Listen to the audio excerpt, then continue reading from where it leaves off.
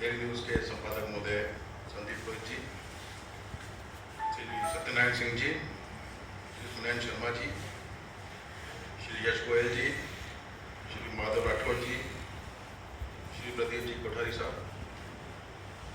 प्रथम तो मैं धन्यवाद देना चाहूँगा पत्रिका group, daily news, India TV और फाल्गुनी जी को, जिन्होंने ये परिचर्चा का आयोजन किया है। पिछले 70-72 दिन से हम ही नहीं, राज्य के वन्यजीव ही नहीं, विश्व के वन्यजीव और विशेषकर जो बाघ से बहुत प्रेम रखते हैं, वो बड़ी असमंजस की स्थिति में है।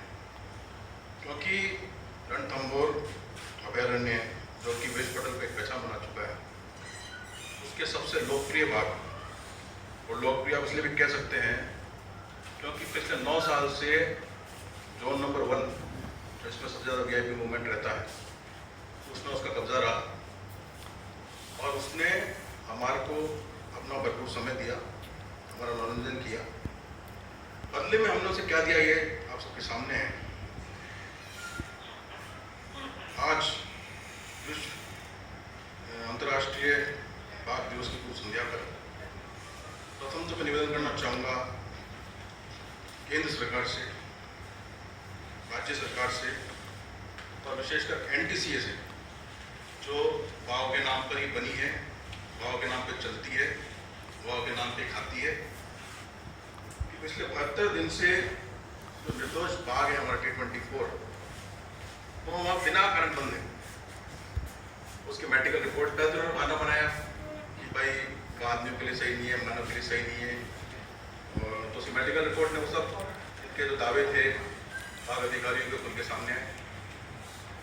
उसके बाद एनटीसीए की अप्रेजल टीम गई, इन्होंने सबसे बड़ी बात जो शुरू हुई ये रही कि वन्य अधिकारियों ने इस पूरे प्रकरण में दिशा निर्देशों का पालन नहीं किया। सबसे बड़ी बात, इस पर्टिकुलर मसले में एक एसओपी और एक गाइडलाइन निर्धारित की गई है एनटीसीए और WII द्वारा। उसका पूरी तरह से मतलब आप कहेंगे कि ये ऐसा लगता है जंगल राज है। मतलब ऐसा तो मेरे ख्याल से महाराजाओं के टाइम में भी नहीं होता था। पूरी वन वे अपने फायदे के हिसाब से, अपने जो आपने सोचा किया उसके हिसाब से। तो उसके बाद अप्रेजल टीम आई एनटीसीए की, उसकी रिपोर्ट मुझे सोमवार में प्राप्त हुई। वो भी जब मैं बहुत पीछे पड़ा उनके, तब जाके 1.5 महीने बाद रिपोर्ट तो उन्होंने 2 जून को सरकार की सौंप दी थी। और ये बड़ा ही आश्चर्य का विषय है और दुख का विषय कि 2 जून को सौंपी गई रिपोर्ट, जिसमें उन्होंने बाघ को पूरी तरह निर्दोष दिया है, वहीं दूसरी तरफ वन अधिकारियों को पूरी तरह गैर जिम्मेदार माना है। नियम कायदों के विपरीत जाके ये इल्लीगल शिफ्टिंग हुई है, मैं तो ये कहता हूँ। और उन्होंने भी माना, एनटीसी वालों ने भी माना है।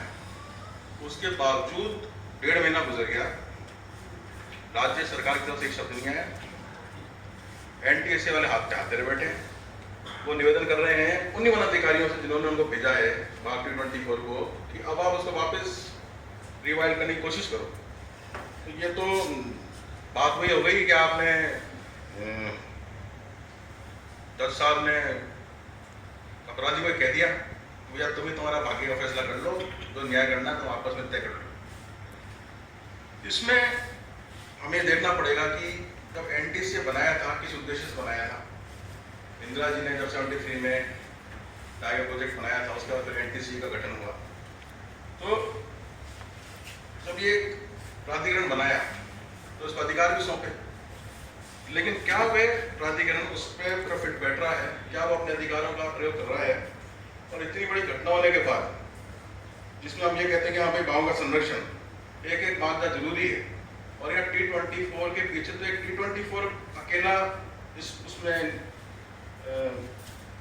प्रभावित नहीं हुआ है। उसके पीछे T39 है जो उसकी मादा पार्टनर है रणथंभौर में, उसके 2 शावक हैं T39 से, एक पूर्व शावक है उसका T72। 5 बाघ इस पूरे प्रकरण से प्रभावित हुए हैं। और बड़े दुख की बात यह भी है कि कि वर्तमान में T-72 और T-39 का तो पता नहीं है पिछले 15-20 दिन से, और वन अधिकारी को सुझाव देते बन नहीं रहा है, क्योंकि एज यूजुअल दे भी नहीं सकते हो। और वर्तमान स्थिति में 15 बार कम से कम रणथंभौर से गायब है। तो ये बड़ी चिंताजनक स्थिति है और हम सबके लिए सोशल लाइक बात है, सबके लिए। मैं ये नहीं कहता कि आज जितने लोग बैठे हैं, मतलब नेचर से हम हैं, हमसे नेचर है। और ये बात है पृथ्वी कल हम लोगों के लिए तो है नहीं, हमारा अस्तित्व बाद में आया, हमसे पहले तो रामे रहते थे, तो हमारे साथ उनका भी बराबर का हक है। इसमें कड़े कानून बनाने होंगे, सरकारों को संवेदनशील होना होगा, चाहे केंद्र सरकार चाहे राज्य सरकार। मेरा ये मानना है कि हम, मेरे से बड़े बड़े यहाँ बैठे हैं, सत्यनारायण सिंह जी बहुत वरिष्ठ IAS हैं, मेरा सबसे यही निवेदन है कि हम सब राज्य सरकार पर प्रेशर डालें। और NTCA की रिपोर्ट के बाद तो ये बिल्कुल क्लियर हो जाता है कि भाई कुछ आना चाहिए, तो अब क्यों नहीं भेज रहे आप? What is the problem? क्या कारण, क्या कॉन्स्पिरेशन, क्या इसमें भाई आपका क्या मोटिव है उसको रखने में? या तो आप सज्जनगढ़ को चलाना चाहते हो, वहाँ के रिसोर्ट्स को फायदा पहुँचाना चाहते हो, तो what is the basic motive of your keeping him there? जब NTCA कह रहा है, IBR की रिपोर्ट कह रही है कि भाई उसको वापस वाइल्ड में छोड़ दो, तो क्यों नहीं छोड़े आप? और वहीं वन मंत्री ये कहते हैं कि भाई हमने कमेटी बनाई। पहले तो वन मंत्री का ही वो था कि मुझे पता ही नहीं शिफ्टिंग हो। सबसे बड़ी बात अब ये देखिए, गैर में बयान देखिए वन मंत्री राज्य के, वो कहते हैं मुझे पता ही नहीं कब शिफ्ट हो गया, मुझे इसका तो पता नहीं। तो जब NTCA की रिपोर्ट आई तो पत्रकारों ने उनसे पूछा कि साहब इसका आपका क्या कहना है?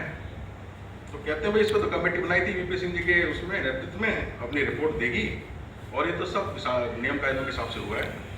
तो ये सरकारी पद पे बैठने के बाद व्यक्ति अलग भाषा बोलता है और वैसे अलग भाषा बोलता है, तो ये तो बड़ा ही वर्तमान परिस्थिति में दुखद है। और सोशल सामाजिक परिक्षेप में भी मैं गलत मानता हूँ। रणथंभौर की बात करते हैं तो कोर्ट क्षेत्र में सुप्रीम कोर्ट में 2012 में सुप्रीम कोर्ट ने रोक लगा दी थी टूरिस्ट गतिविधियों में, क्योंकि जो बता रहे थे, सिंह साहब बता रहे थे, वहाँ पूरे होटल्स बन गए। तब इन्होंने वन विभाग में राज्य सरकार ने एफिडेविट दिया कि हम जो वहाँ गतिविधियाँ चल रही हैं उसको धीरे धीरे करके चरणबद्ध रूप से शिफ्ट करेंगे या बंद करेंगे। 2012 से 2015 हो गया, सिंगल कार्रवाई नहीं की गई, बल्कि नए निर्माणों को और मंजूरी दे दी गई। वन विभाग की खुद RTI में जानकारी दी गई है कि प्रतिबंधित क्षेत्र में 38 होटल्स चल रहे हैं और एरिया में विदिन 500 मीटर्स ऑफ पार्क। तो इस पे कार्रवाई करने की जरूरत है। सुप्रीम कोर्ट को इस पे स्वयं मॉडल लेना चाहिए कि भाई आपने 2012 में हमें एफिडेविट दिया था, साहब ने क्या किया? तो भ्रष्टाचार, पैसा और VIP कल्चर, इसने रणथंभौर में वाइल्ड लाइफ को खत्म कर दिया है और इसके लिए हमें इसको कुछ करना होगा। एक निवेदन और है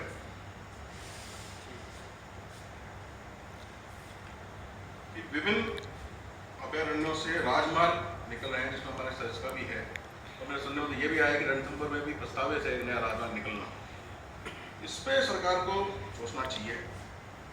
कुल मिलाकर 4% क्षेत्र है पूरे भारत का जो वन्य जीवों के लिए या फॉरेस्ट के लिए समर्पित है, केवल 4% टोटल एरिया। उसमें भी 0.9% कोड जोन है। अब उस 0.9% को भी आप छोड़ रहे हो, इससे ज़्यादा शर्म हम लोगों की क्या हो सकती है? पूरे देश के क्षेत्रफल में से 0.9% क्षेत्रफल में भी आप ये जो औद्योगिक घराने हैं उस पर कब्जा करने की कोशिश कर रहे हैं किसी भी तरीके से विकास के नाम पे। तो इसमें केंद्र सरकार को बहुत ही कहता हूँ संवेदनशील होना पड़ेगा। और कुछ समय पहले ही जावड़ेकर साहब का बयान था, एक नहीं कई बयान आए। एक तो हम हंटिंग अलाउ करेंगे, दूसरा 12 योजनाएं इन्होंने इको जोन्स में बोर्ड ने पास करनी थी, वो भी कैबिनेट के पास विचाराधीन है। तो ये आज हम यहाँ बैठे हैं तो ये बड़ा चिंता का विषय है और आप सभी यहाँ प्रबुद्धजन हैं और आपकी आवाज़ सुनी जाती है। मैं तो ये मानता हूँ, पूर्व IAS हैं, कॉक्स एंड किंग्स के हमारे मैनेजर साहब बैठे हैं, तो ये प्रभावशाली व्यक्तियों में आते हैं देश के। आपसे मेरा सबसे यही निवेदन है, बोलें, जिंदगी एक बार मिलती है, और सबसे बड़ी बात, बेजुबान और निर्दोष के लिए बोलना अपने मन को संतुष्टि देता है। मैं भी 70 दिन से T24 के पीछे लगा हुआ हूँ, और मैं तब तक लगा रहूँगा जब तक उसको वापस वायरल नहीं छोड़ाऊंगा। धन्यवाद। जय हिंद।